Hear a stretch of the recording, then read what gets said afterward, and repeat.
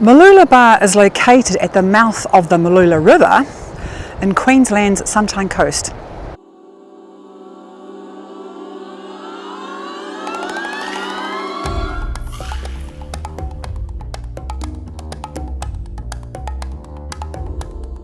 Standing here near the pier and the harbour, this area became important during the 1800s.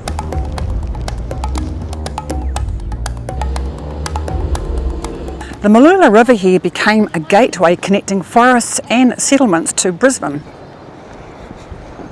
Before major roads existed, the waterways and the rivers were the area's main coastal routes. It says here, the spit has been a place for recreation since the start of the 20th century.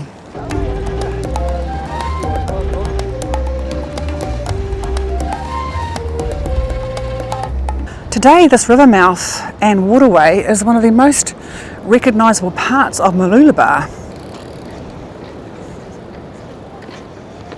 I'm just walking out to the pier now, and it's Saturday at about midday. And a lot of people enjoy this place.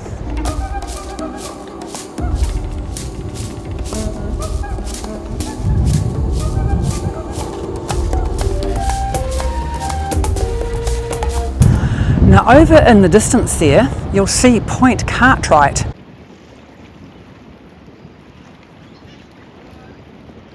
I have walked up to Point Cartwright. That was my first ever video I did. I think I've come a long way since then. How you going? Good, mate. Good.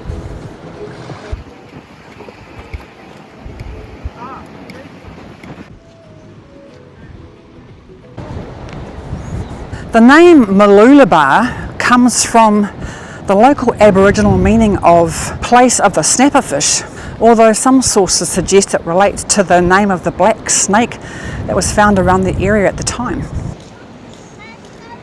And long before European settlement, the coastline and river were traditionally used by the Kabi Kabi people.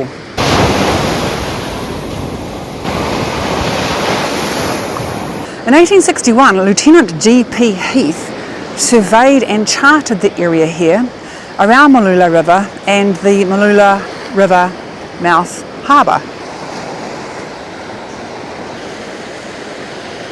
Lieutenant George Poynter Heath was a Queensland surveyor and Royal Naval officer who played an important role in mapping parts of the Queensland coastline during the 1800s.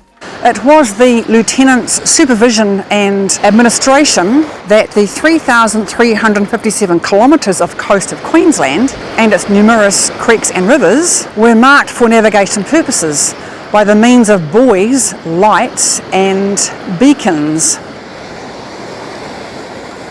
Lieutenant Heath later became Queensland's first Portmaster General. In 1862, a guy called Thomas Petrie explored the area for timber resources. Tom, as he was known, was one of Queensland's early settlers, pioneers and explorers. He was born in Scotland in 1831 and arrived in Brisbane's Moreton Bay colony in about 1837. Tom arrived in 1837 with his family from Scotland. He was the son of Andrew Petrie, a well-known Brisbane architect and pioneer. During the 1800s, Tom explored parts of southeast Queensland, including areas around the Mooloolaba River, helping report on the region's timber resources and waterways before later settlement developed. Petrie was involved in farming, timber cutting and exploration, assisting the early settlers moving into the local districts. There's some kind of plaque here with a guy called Fedor, and I have no idea how to pronounce that, Konyukahov. He arrived here in this area on the Sunshine Coast after completing the longest solo man-powered voyage in history from Chile to Mooloolaba, 9,400 nautical miles. Wow, some people do some crazy stuff. That would take some mental strength, wouldn't it?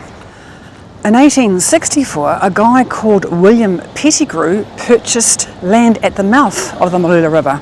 William was a Scottish-born timber merchant and became one of Queensland's most important businessmen. Born in 1825, he arrived in Brisbane in 1849 and established one of the city's first steam-powered sawmills during the 1850s. His work helped to open parts of the Sunshine Coast to industry and settlement. Somebody called Thomas O'Connor bought Pettigrew's land, and the first sale of allotments was held on the 1st of January 1921. It was about this time that the name Mooloolaba was adopted. Look at these boats. Wow. There's a bit of money here.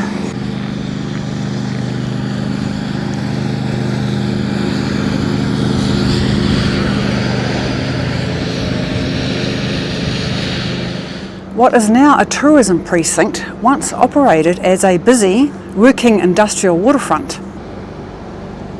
These buildings with their cold storage rooms, refrigeration units and equipment, which is used to keep seafood fresh before it is transported to the market, the ice machines, crates, nets and processing gear show how the fishing industry continued to operate here alongside tourism.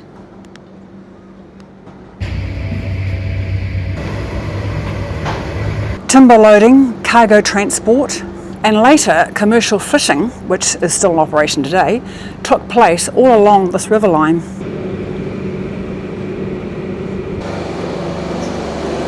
I'm probably not supposed to be down here. A lot of Mooloola's history is about the fishing and the yachting, and I thought I'd try and get down behind some of those businesses to film some footage. But all the signs say no access or private, keep out, so I'll be good.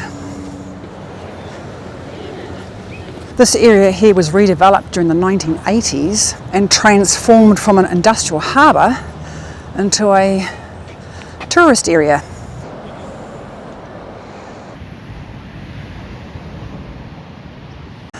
Continuing walking along the esplanade here, these buildings and apartments over the road were once simple shed constructions. And there's another plaque here that explains the coastal process. So for thousands of years the Spitz beach has been shaped by prevailing wind and wave conditions. Sand that is lost from Bedina Beach can spend several years accumulating in deposits. Depending on wave conditions, this sand can end up in Mooloolaba Bay or beach to be carried across to Alexandra Headland Beach.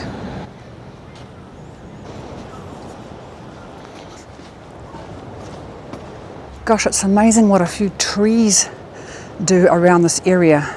The trees that have surrounded this walkway have really quietened it down. Now, Mooloolaba officially adopted its current name, Mooloola, in about 1919, which separated it from the township of Mooloolaba. Let's try that again. Mooloolaba was officially named Mooloolaba in 1919, which separated it from the nearby town of Mooloola. After a while, the town started to transition from a working settlement into a tourist destination. The protected beach and river access and coastal scenery started to attract a number of visitors, including apparently a special royal visitor back in 1934. Prince Henry, the Duke of Gloucester, visited the area, reflecting the area's growth as a growing popular tourist destination.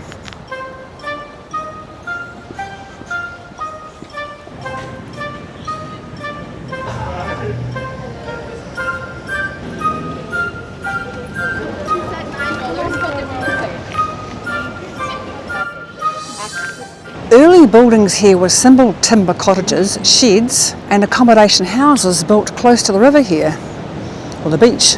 One of the best known early timber buildings was the Boondoollah boarding house, a two-storey timber guest house operating during the early 1900s. Of course, the original timber building though, sadly no longer exists today. Excuse me.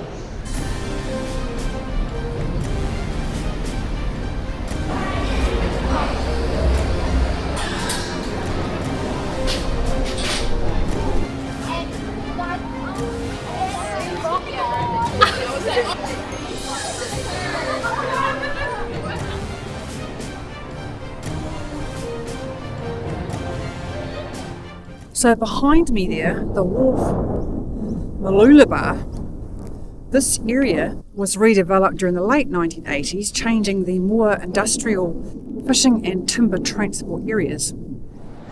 By the 1930s, a small commercial fishing fleet operated from the harbour with about 12 boats, targeting prawns, tuna and mullet. Fish handling sheds, fuel depots and iceworks lined the waterfront behind the boats. Ice production was critical before refrigeration became common, which of course helped preserve the seafood that was travelling from here down to Brisbane. By the mid-1900s, fishing had become the town's main industry.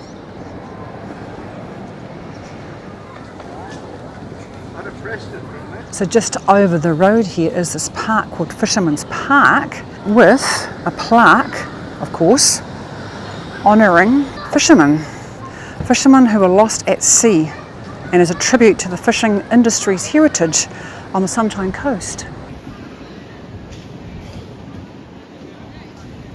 The bronze sculpture depicts a fisherman holding onto a ship's wheel, bracing himself against a coming storm. And there's a very new looking plaque here called the Fisherman's Prayer.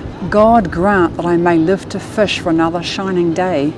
But when my final cast is made, I then most humbly pray. When nestled in your landing net as I lay peacefully asleep, you'll smile at me and judge that I'm good enough to keep.